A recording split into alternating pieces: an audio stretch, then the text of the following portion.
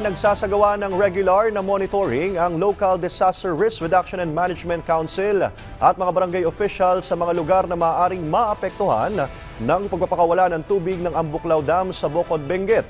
May balitang pambansa si Debbie Gasingan ng PIA Cordillera. Regular ang pagsasagawa ng monitoring ng Local Disaster Risk Reduction and Management Council at mga barangay officials sa mga lugar na maaaring maapektuhan ng pagpapakawalan ng tubig ng Ambuklaw Dam sa Bocod, Benguet.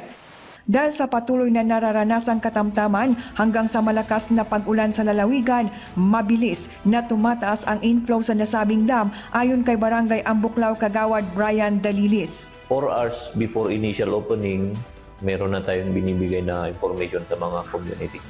Tapos, meron tayong mga siren blast dyan, warning, from dam. Tapos meron din tayo doon sa along the river siren. Sa monitoring ng Pag-asa ay nasa mahigit 749 meters ang water level ng dam, malapit sa normal high water level nito na 752 meters.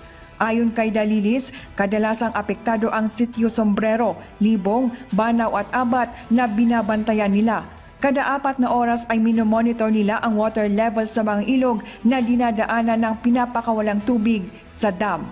Pag ganito na nakabukas yung dam natin, iwasan ang pagpunta sa ilog.